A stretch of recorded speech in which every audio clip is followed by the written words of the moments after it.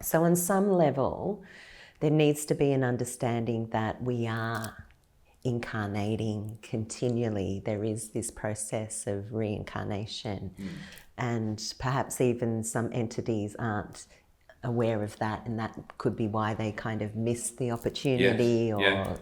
Missed the opportunity millions of years ago sometime. That foundational understanding that we are reincarnating. For me, somebody who questions reincarnation is like, do you question that the sun will rise tomorrow? You know, it's as inevitable as that. And one day the sun won't, but right, you get my drift. It's like reincarnation is an immutable force. And as soon as you open your consciousness, whether you believe in it or not, it's right there. Because it becomes obvious where certain traumas happen. So one of the key things with crystal dreaming is understanding that the body will hold on to everything on a cellular level.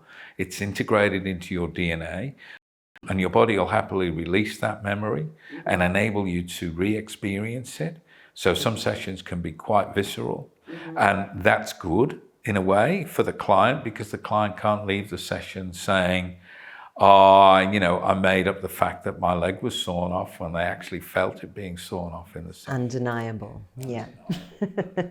Undeniable that was in 1800 as well, and not a movie that they saw or whatever.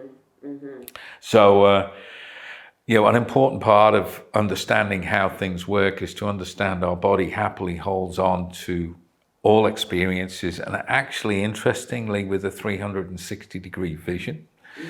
Not just what you might think you will remember. Your body holds on to everything that's going on around you, so you're able to perceive more maybe than you did at the time.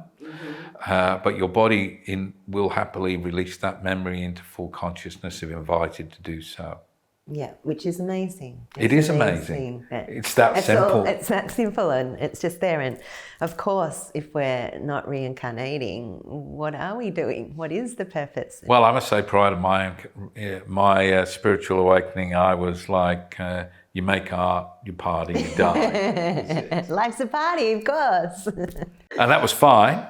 And, for anyone who's listening to this, who's in that mode, it's also fine, but there's a lot more to it if you care to explore it. There's many paths to walk. Yeah. Why do we reincarnate, Raym?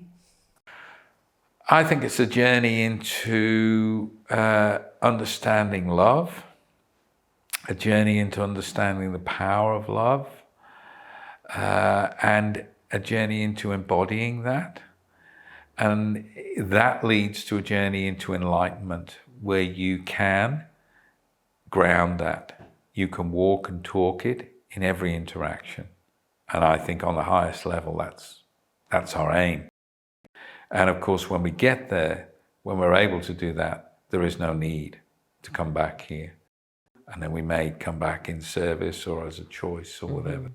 Yeah. But based on all my experience, both my own journeys and my clients' journeys, it's all about journeying into unconditional love and then bringing it back. Yeah.